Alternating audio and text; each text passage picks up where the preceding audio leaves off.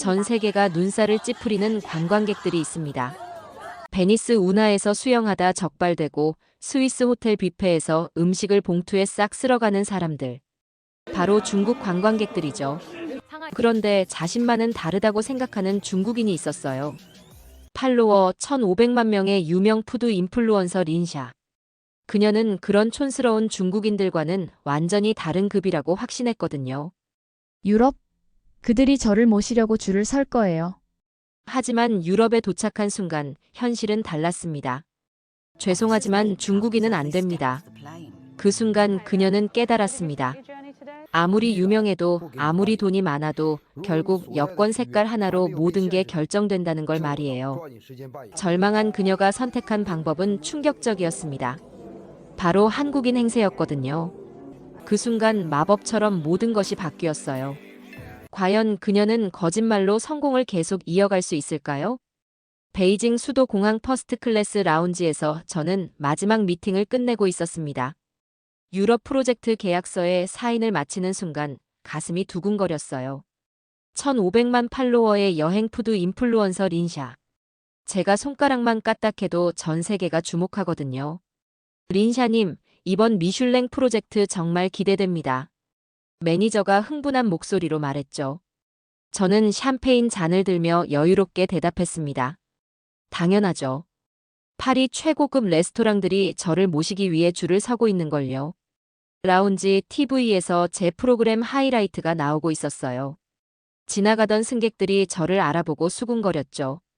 누군가 조심스럽게 다가왔습니다. 혹시 린샤님 맞나요? 정말 팬이에요. 맞아요. 사진 찍어드릴까요? 저는 익숙하게 포즈를 취했습니다. 이런 대접은 일상이었거든요. 중국에서 제 이름 모르는 사람이 있을까요? 한 번의 라이브로 레스토랑 예약이 몇 달치 매진되고 제가 소개한 요리는 다음날 품절되죠. 린샤 씨, 해외 방송국에서 인터뷰 요청이 왔는데요. 지금 봤죠? 전 세계가 제 이번 프로젝트를 기다리고 있을 테니까요. 기자가 마이크를 들이밀었습니다. 이번 유럽 미슐랭 프로젝트에 대해 말씀해 주세요. 저는 자신만만하게 대답했어요.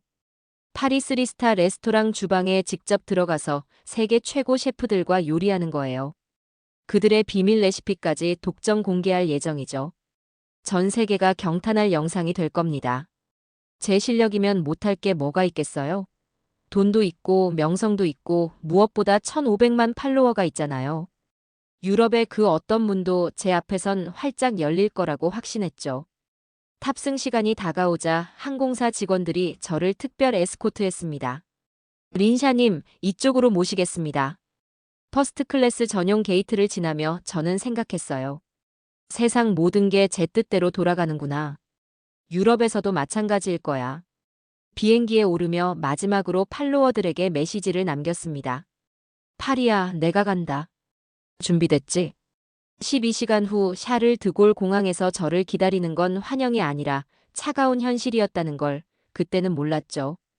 파리 샤를 드골 공항에 도착했을 때 저는 여전히 들떠 있었어요. 입국 심사대로 향하며 핸드폰으로 라이브를 켤 생각에 설렜죠. 팔로워들이 제 파리 입성을 얼마나 기다렸겠어요.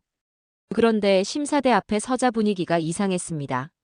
앞에 있던 서양인들은 스르르 통과하고 있었는데 제 차례가 되자 심사관의 얼굴이 굳어지더라고요.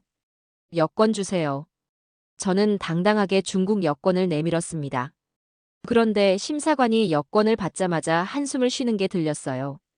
뭔가 이상했죠. 목적이 뭡니까? 비즈니스예요. 미슐랭 레스토랑들과 촬영 계약이 되어 있거든요. 저는 준비해온 서류들을 자신있게 꺼냈어요. 셰프들의 초청장, 촬영 허가서, 호텔 예약 확인서까지. 완벽했죠. 그런데 심사관이 서류를 보는 표정이 의심스러웠어요. 마치 가짜라도 되는 것처럼 한 장 한 장 뒤적이더라고요. 잠시 기다리세요. 목이 바짝 말랐어요. 입술이 파르르 떨리기 시작했죠. 이런 적은 처음이었거든요. 중국에서는 누구나 저를 알아보고 극진히 대해주는데 여기서는 제가 누군지도 모르나 봐요. 대기실로 끌려갔을 때 정말 어이가 없었습니다. 딱딱한 플라스틱 의자에 앉으며 온몸이 굳어졌어요. 이게 뭐죠? 제가 범죄자라도 된다는 건가요? 바로 그때 옆자리에 앉은 중국인 가족이 눈에 들어왔어요. 아이들이 뛰어다니며 소리를 지르고 있었는데 부모들은 전혀 말리지 않더라고요. 심지어 아버지는 큰 소리로 전화 통화를 하고 있었어요. 웨이, 니하오. 우리 지금 파리공항이야. 뭐? 크게 말해. 다른 대기 중인 승객들이 눈살을 찌푸리는 게 보였지만 저는 별로 신경 쓰지 않았어요. 그냥 시끄럽긴 하네 정도로만 생각했죠. 제 문제가 더 급했거든요. 팀장님, 저 입국 심사에서 좀 늦어질 것 같아요. 네. 무슨 일이세요? 그냥. 확인 절차가 좀 길어져서요. 먼저 가서 준비해 주세요. 전화를 끊으며 손바닥에서 땀이 배어 나왔어요. 첫 번째 미슐랭 레스토랑 촬영을 놓치게 생겼거든요. 제가 직접 가서 셰프와 대화하고 그 특별한 순간을 담아야 하는데 창문 너머로 다른 승객들이 쉽게 통과하는 모습이 보였어요. 특히 파란색 한국 여권을 든 사람들은 웃으며 심사관과 대화까지 나누더라고요. 파란색 여권 하나로 이렇게 다를 수가 있나? 1시간이 넘어서야 다시 불려나갔습니다. 같은 심사관이었지만 이번에는 좀 더 피곤해 보였어요. 입국 허가하겠습니다. 드디어. 하지만 기쁨보다는 억울함이 더 컸어요. 이유도 모른 채 1시간을 낭비했거든요. 공항 밖으로 나오자마자 팀원에게서 문자가 왔습니다. 첫 번째 촬영 끝났어요. 셰프가 린샤님 못 만나서 아쉬워하시네요. 스마트폰 화면을 보며 이를 악물었어요. 시작부터 이렇게 꼬이다니. 하지만 이건 단순한 실수일 거예요. 다음엔 분명 달라질 거라고 생각했죠. 파리 6구 생제르맹 거리의 그 유명한 미슐랭 2스타 레스토랑. 저는 최신형 카메라 장비를 들고 자신만만하게 입구에 섰어요. 사전 예약도 완벽하고 셰프의 개인 초청장까지 받아왔거든요. 안녕하세요, 린샤입니다. 오늘 특별 촬영으로. 리셉션 직원이 제 이름을 확인하더니 갑자기 표정이 어색해졌어요. 뭔가 수군거리더니 매니저를 불러왔죠. 죄송합니다만 오늘 촬영은 어려울 것 같습니다. 뭐라고요? 여기 셰프 마르셀의 직접 사인이 들어간 초청장이 있는데요. 저는 황금색 봉인이 찍힌 초청장을 당당하게 내밀었어요. 하지만 매니저는 고개를 저었습니다. 규정이 바뀌었어요. 중국 방문객들의 촬영은 혈관이 터질 것 같았어요. 얼굴이 확 달아오르면서 목소리가 떨렸죠. 제가 평생 이런 모욕을 당해본 적이 있나요? 중국에서는 국가주석도 저를 만나고 싶어 하는데 바로 그때였어요. 뒤에서 한국어가 들렸거든요. 안녕하세요. 예약한 김민수입니다. 아, 김민수님. 어서 오세요. 셰프가 기다리고 계세요. 같은 직원이 한국인에게는 환한 미소를 보이며 안내하는 모습을 보았어요. 가슴속에서 뭔가 무너져 내리는 소리가 들렸죠. 잠깐만요. 저도 예약이 있다고요. 소리를 지르고 나서야 매니저가 다시 나타났어요. 아, 죄송합니다. 확인해보니 예약이 맞네요. 들어오세요. 하지만 이미 촬영 시간은 절반이나 날아가 버렸어요. 셰프는 바쁘게 마지막 요리를 마무리하고 있었고 제가 카메라를 들자 귀찮다는 듯 손을 흔들었죠. 3분만 드릴게요. 빨리 끝내세요. 가슴이 뜨겁게 달아올랐어요. 저는 한 번의 영상으로 수십만 명이 레스토랑을 찾게 만드는 사람이라고요. 파리 최고 셰프들도 저와 함께 하려고 줄을 서는데 고작 3분이라니. 셰프님, 저는 글로벌 푸드 인플루언서입니다. 최소 30분은 3분입니다. 다른 예약도 있어서요. 그의 차가운 목소리에 제 자존심이 박살났어요. 하지만 어쩔 수 없었어요. 이미 여기까지 온 걸 빈손으로 돌아갈 수는 없었거든요. 서둘러 소스가 타오르는 장면을 담았지만 제대로 된 인터뷰는 엄두도 못 냈죠. 손이 부들부들 떨렸어요. 분노 때문인지 굴욕감 때문인지. 촬영이 끝나고 매니저를 붙잡았어요. 도대체 왜 처음에 입장을 거절한 거죠? 초청장도 있었는데. 아, 그가 머뭇거렸어요. 최근에 중국 관광객들 때문에 좀 조심스러워서요. 저번 달에 다른 미슐랭 레스토랑에서 중국인들이 요리사 허락 없이 주방 촬영을 강행하다가 문제가 됐거든요. 그리고 어떤 분은 음식 나오기도 전에 라이브 방송을 켜서 다른 손님들이 불편해했고, 심지어 셰프가 설명하는데 중간에 끼어들어서 자기 브랜드 홍보를 하기도 했어요. 그 말에 제 머리가 하얘졌어요. 몇몇 사람들의 잘못된 행동 때문에 모든 중국인이 차별받고 있는 거였어요. 그래서 저희도 처음엔 조심스러웠던 거예요. 죄송합니다. 그날 오후 몽마르트르 와인 투어에서도 마찬가지였어요. 저만 따로 주의사항 안내문을 받았거든요. 최근에 소란을 피우는 관광객들이 있어서요. 양해 부탁드려요. 웃긴 건 가이드가 조심스럽게 말하는 모습이었어요. 마치 제가 폭탄이라도 되는 것처럼. 다른 관광객들은 자유롭게 와인을 즐기는데 저만 감시받는 기분이었거든요. 그런데 투어 중간에 정말 어이없는 일이 벌어졌어요. 저보다 먼저 온 중국인 커플이 있었는데 남자가 갑자기 스마트폰을 꺼내더니 와인 잔을 들고 큰 소리로 라이브 방송을 시작한 거예요. 여러분, 지금 파리에서 가장 유명한 와인 투어 중이에요. 이 와인 한 잔에 얼마인지 알아요? 가이드가 당황한 표정으로 다가갔어요. 죄송하지만 여기서는 촬영을. 괜찮아, 괜찮아. 나 유명한 블로거야. 그 남자는 가이드의 말을 무시하고 계속 방송을 이어갔어요. 심지어 다른 관광객들을 무단으로 촬영하기까지 했죠. 저는 그 광경을 보며 얼굴이 화끈거렸어요. 같은 중국인으로서 너무 부끄러웠거든요. 특히 저는 푸드 인플루언서잖아요. 레스토랑과 와인에 대한 예의가 얼마나 중요한지 누구보다 잘 아는데 저런 행동은 정말 아니었어요. 다른 서양인 관광객들이 수군거리는 소리가 들렸어요. 또 중국인들이네. 매너가 정말. 그 순간 깨달았어요.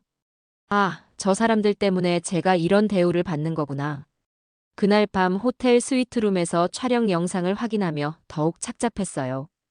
어정쩡한 각도, 급하게 끝난 인터뷰, 제약투성이인 촬영. 이게 제가 꿈꾸던 파리 프로젝트의 모습일까요? 그런데 이제는 그 이유를 알 것 같았어요. 침대에 몸을 던지며 천장을 바라봤어요.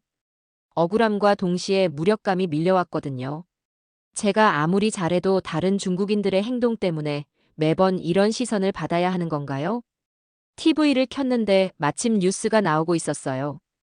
혹시나 해서 봤는데 정말 제 예상이 맞았어요. 오늘 스위스 인터라켄에서 중국인 관광객들이 호텔 조식 뷔페에서 음식을 과도하게 가져가 문제가 됐습니다. 현지 언론은 이를 두고 중국인 관광객 문제라고 보도했는데요.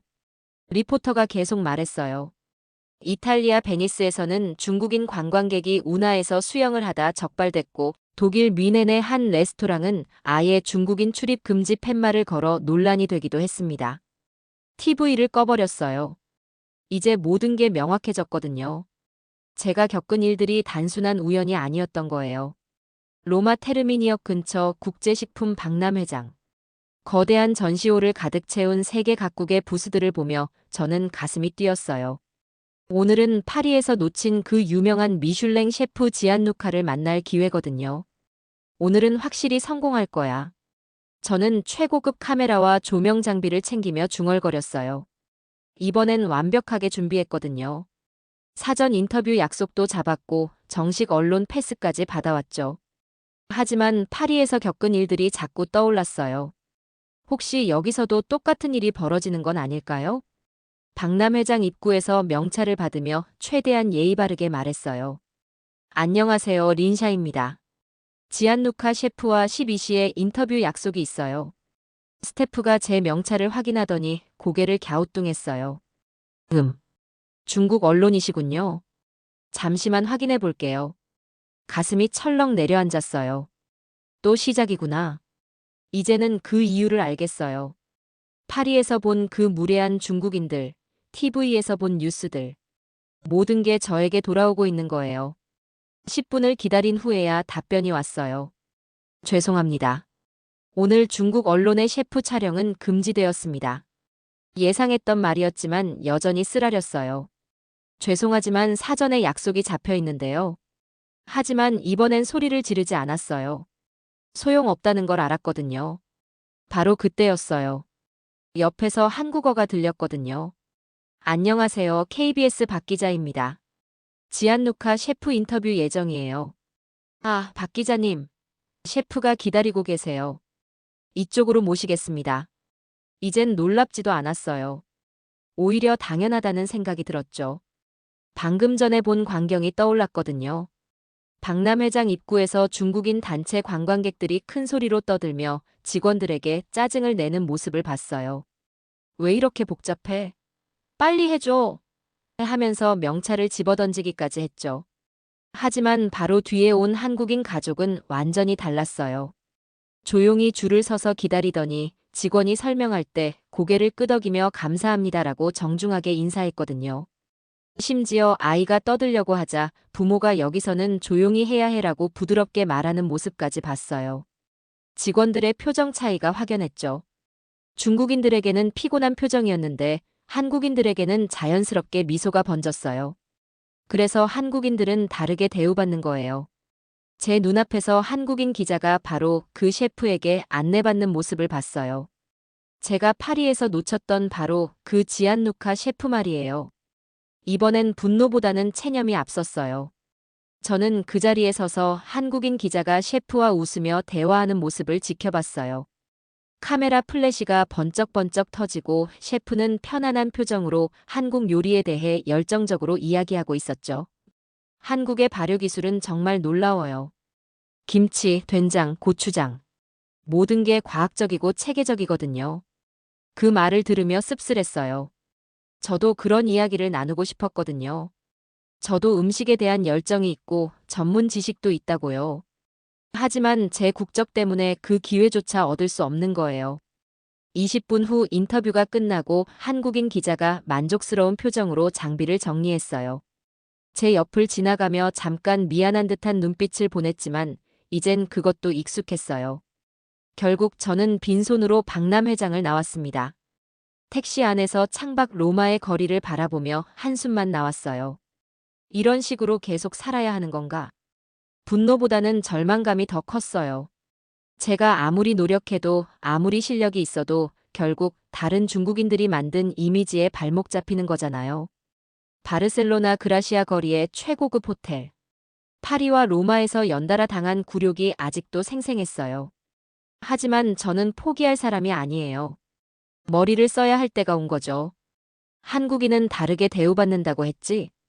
호텔룸에서 거울을 보며 음흉한 미소를 지었어요. 그렇다면 저도 한국인이 되면 되는 거 아닌가요?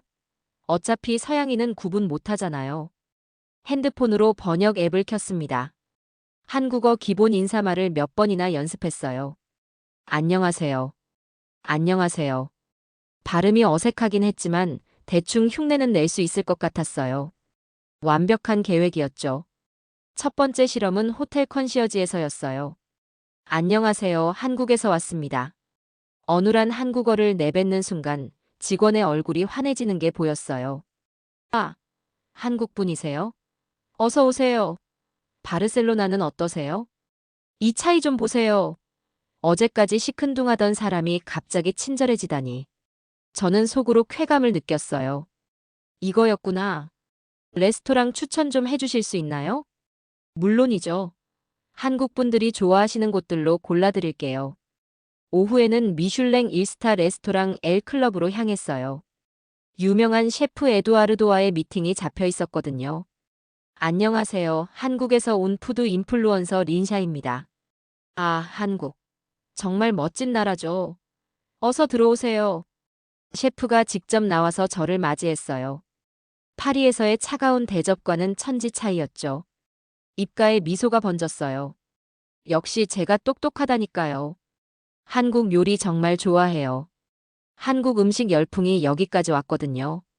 주방으로 안내받으며 셰프가 열정적으로 말했어요. 한국 분들은 정말 예의가 바르고 음식에 대한 이해도도 높으시더라고요. 그 말을 들으며 복잡한 기분이 들었어요. 칭찬받는 건 좋았지만 거짓말로 받는 칭찬이라는 게 좀 찜찜했거든요. 하지만 결과가 중요하죠. 촬영은 대성공이었어요. 셰프는 40분 넘게 인터뷰를 해줬고 심지어 직접 요리까지 시연해줬어요. 파리에서의 3분짜리 촬영과는 비교도 안 되는 퀄리티였죠. 다음에 또 오세요. 한국 분들은 언제나 환영이에요. 레스토랑을 나오며 저는 승리감을 느꼈어요. 드디어 원하던 촬영을 해낸 거죠. 세상은 결국 요령인 거예요. 그날 밤 편집을 하며 생각했어요. 이게 맞는 걸까? 거짓말로 얻은 성공이 진짜 성공일까? 하지만 팔로워들의 기대를 생각하면 수단이 뭐가 중요해요? 결과만 좋으면 되는 거 아닌가요? 며칠 후 로마에 도착했어요. 트라스테베레 지역의 노나 로사 요리 교실에서 이탈리아 파스타 만들기 수업을 신청했죠. 물론 한국인으로 말이에요. 바르셀로나에서의 성공 이후로 한국인 행세가 꽤 자연스러워졌거든요. 이제는 안녕하세요도 자연스럽게 나오고 한국인처럼 공손하게 인사하는 것도 익숙해졌어요. 오늘은 정통 카르보나라를 만들어 보겠습니다. 셰프가 설명하는 동안 저는 다른 참가자들과 어울리려고 노력했어요. 모두들 제가 한국인이라고 믿고 있었으니까요. 한국분이세요? 갑자기 옆에서 유창한 한국어가 들려왔어요. 심장이 쿵 떨어졌죠. 진짜 한국인이 나타난 거예요. 아, 네, 그렇습니다. 어색하게 대답했지만 그는 금세 제 어색함을 눈치챈 것 같았어요. 어느 지역 출신이세요? 저는 서울에서 왔는데. 완전히 당황했어요. 한국어로 대화를 이어갈 수 없었거든요. 저는 급하게 영어로 바꿨어요. 아, 영어로 해도 될까요? 해외에 오래 살아서. 그가 의미심장한 눈빛으로 저를 바라봤어요. 혹시 중국에서 오신 건 아니세요? 들켰어요. 완전히 들켰네요. 제 얼굴이 빨개지는 게 느껴졌어요. 수업이 끝나고 우리는 근처 카페에 앉았습니다. 지민이라고 자기소개를 한 그 청년이 에스프레소를 마시며 조용히 물었어요. 왜 한국인이라고 하신 거예요? 저는 한참을 망설이다 결국 털어놓았어요. 파리에서의 굴욕, 로마에서의 좌절, 그리고 바르셀로나에서의 가짜 성공까지. 그래서 거짓말을 하게 된 거예요. 너무 차별이 심해서. 저 나름대로는 유명한 인플루언서인데 왜 이런 대우를 받아야 하는 건지 모르겠어요. 지민이 고개를 끄덕였어요. 이해해요. 그런 상황이면 충분히 그럴 수 있죠. 하지만 그의 다음 말이 제 마음을 때렸어요. 그런데 한국도 예전엔 똑같았어요. 80년대, 90년대만 해도 한국 여권으로 유럽 여행하는 게 정말 힘들었거든요. 정말요? 네, 제 부모님이 그러셨어요. 호텔에서도 거절당하고 레스토랑에서도 무시당했다고. 그때는 한국이 가난한 나라였고 해외여행 경험도 부족해서 실수도 많이 했대요. 관광지에서 큰 소리로 떠들거나 줄도 안 서고. 지금 중국인들이 겪는 것과 비슷한 상황이었죠. 지민의 목소리가 진지해졌어요. 그런데 어떻게 바뀌었을까요? 정부에서 해외여행 에티켓 교육을 시작했고 언론에서도 못난 한국인 이야기를 계속 다뤘어요. 그러면서 개인 한 명 한 명이 내가 한국을 대표한다는 마음으로 조심하기 시작했거든요. 그래서 지금은 한국 여권이 신뢰의 상징이 됐죠. 한국인들은 질서를 잘 지키고 예의가 바르다는 인식이 생겼어요. 그 변화가 20여 년 만에 일어난 거예요. 개인 한 명 한 명의 행동이 모여서 국가 전체의 이미지를 바꾼 거라고요. 그 말이 제 가슴을 뜨겁게 만들었어요. 린샤님도 할 수 있어요. 거짓말로가 아니라 진짜 자신의 모습으로 변화를 만들어내는 거죠. 카페를 나오며 지민이 마지막으로 한 말이 계속 머릿속을 맴돌았어요. 국가의 이미지는 정부가 만드는 게 아니에요. 바로 린샤님 같은 개인이 만드는 거라고요. 그날 밤 호텔에서 잠들 때까지 지민의 말이 떠나지 않았어요.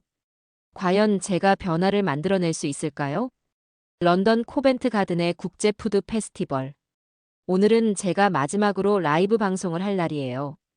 1,500만 팔로워들에게 진실을 말할 용기를 내기로 했거든요. 오늘은 특별한 이야기를 해드리려고 해요. 핸드폰을 들고 방송을 시작했어요. 댓글들이 빠르게 올라오고 있었죠. 린샤 언니 오늘도 예뻐요. 런던 어때요? 미슐랭 레스토랑 또 갔어요? 바로 그때였어요. 옆 부스에서 큰 소동이 일어났거든요. 중국인 관광객들이 시식 코너에서 소란을 피우고 있었어요. 이거 왜 이렇게 비싸? 다른 데는 공짜던데. 큰 목소리로 항의하며 음식을 집어들고 있는 모습이 보였어요. 부스 직원은 당황한 표정으로 설명하려 했지만 그들은 점점 더 큰 소리를 냈죠. 주변 사람들이 혀를 차며 고개를 젓는 모습이 보였어요. 누군가는 또 중국인들이야라고 속삭이더라고요. 제 가슴이 서늘해졌어요. 저는 라이브 방송을 잠시 멈추고 그들에게 다가갔습니다. 실례합니다. 중국어로 설명해 드릴게요. 그들에게 시식 규칙과 가격 정책을 차근차근 설명했어요. 처음엔 의심스러워하던 그들도 점차 이해하기 시작했죠. 아, 그런 규칙이 있었구나. 미안해요. 상황이 정리되고 다시 라이브로 돌아갔을 때 댓글창이 폭발하고 있었어요. 무슨 일이었어요? 린샤 언니가 직접 나서다니. 역시 멋있어요. 저는 깊게 숨을 쉬고 결심했어요. 이제 진실을 말할 때가 온 거죠. 여러분, 솔직히 말씀드릴게요. 지금까지 몇 곳에서 한국인이라고 거짓말을 했습니다. 순간 댓글이 멈췄어요. 그리고 곧 폭풍 같은 반응이 쏟아졌죠. 왜냐하면 중국인이라고 하면 차별을 받았거든요. 가슴이 쿵쾅거렸지만 멈출 수 없었어요. 파리에서는 입국 심사에서 1시간을 기다렸고 로마에서는 촬영을 거절당했어요. 그런데 한국인들은 환영받더라고요. 화면 속 댓글들이 쏟아졌어요. 처음엔 충격과 실망이 대부분이었죠. 헐, 진짜였어? 실망이야. 거짓말쟁이였네. 엄팔할래요. 가슴이 쪼그라들었어요. 하지만 멈출 수 없었어요. 저도 부끄럽습니다. 하지만 이렇게라도 말씀드리는 게 맞다고 생각해요. 그러자 서서히 댓글의 분위기가 바뀌기 시작했어요. 솔직하게 말해줘서 고마워요. 용기 있는 고백이네요. 린샤 화이팅! 한국도 예전엔 지금의 중국처럼 편견을 받았다고 해요. 하지만 개인 한 명 한 명의 노력으로 바뀌었다고 하더라고요. 제 목소리에 확신이 서렸어요. 앞으로 저는 제 진짜 모습으로 여러분을 만나겠어요. 그리고 중국인으로서 부끄럽지 않은 모습을 보여드릴게요. 그날의 라이브 방송은 제 인생에서 가장 떨렸지만 동시에 가장 후련한 순간이었어요. 드디어 가면을 벗은 기분이었거든요. 6개월 후 다시 파리. 샤를 드골 공항에 발을 딛는 순간 묘한 기분이 들었어요. 이번엔 중국 여권을 당당하게 내밀 수 있었거든요. 목적이 뭡니까? 같은 질문이지만 이번엔 제 마음가짐이 완전히 달랐어요. 초청받아 왔습니다. 미슐랭 셰프들이 직접 초대해 주셨어요. 심사관이 초청장을 확인하더니 놀란 표정을 지었어요. 아, 그 유명한 린샤님이시군요. 용기 있는 고백으로 화제가 되셨던. 환영합니다. 입국 심사를 통과하며 가슴이 뿌듯했어요. 이번엔 정당하게 인정받은 거였거든요. 파리 7구의 그 유명한 미슐랭 3스타 레스토랑. 6개월 전 냉대를 받았던 바로 그곳이에요. 하지만 이번엔 셰프 마르셀이 직접 문 앞에서 저를 맞이했습니다. 린샤, 드디어 만나네요. 당신의 변화 스토리를 봤어요. 정말 감동적이었죠. 주방으로 들어서며 셰프가 말했어요. 용기 있는 사람과 함께 요리하는 게 영광입니다. 오늘은 특별한 메뉴를 준비했어요. 그날 저는 셰프와 함께 직접 요리를 만들며 진솔한 대화를 나눴어요. 6개월 전 거절당했던 그 인터뷰를 드디어 완성한 거죠. 촬영이 끝나고 셰프가 제 손을 잡으며 말했어요. 변화는 쉽지 않죠. 하지만 린샤님은 시작하셨어요. 그게 가장 중요한 거예요. 아직 많이 부족해요. 중국에서도 여전히 비판하는 사람들이 많고. 천천히 하세요. 한 사람씩 하나씩 바꿔나가는 거니까요. 그날 밤 호텔에서 촬영 영상을 편집하며 생각했어요. 완벽하지는 않지만 적어도 시작은 했구나. 핸드폰으로 팔로워들에게 메시지를 남겼습니다. 여러분, 드디어 진짜 유럽 프로젝트를 완성했어요. 하지만 가장 중요한 건 미슐랭 촬영이 아니었습니다. 댓글들이 빠르게 올라왔어요. 여전히 비판적인 댓글도 있었지만 응원하는 사람들도 많았죠. 진짜 중요한 건 우리 자신을 바꾸는 거였어요. 아직 갈 길이 멀지만 포기하지 않을게요. 창문 밖 파리의 야경이 반짝이고 있었어요. 에펠탑의 불빛을 보며 다짐했어요. 이제 저는 국적을 숨기지 않아요. 부끄럽지 않은 행동으로 조금씩 변화를 만들어 가겠어요. 6개월 후 중국에서 시작한 해외 예절 캠페인은 아직 작은 규모였지만 점점 더 많은 사람들이 관심을 보이기 시작했어요. 변화는 느리지만 분명히 일어나고 있었거든요. 지금도 저는 전 세계를 다니며 촬영해요. 때로는 여전히 차가운 시선을 받기도 하지만 예전처럼 절망하지는 않아요. 대신 더 예의 바르게, 더 조심스럽게 행동하려고 노력하고 있거든요. 여권의 색깔보다 중요한 건 그 여권을 든 사람의 마음이었어요. 하루아침에 바뀌지는 않겠지만 우리가 조금씩 변해가면 언젠가는 세상의 시선도 변할 거라고 믿어요.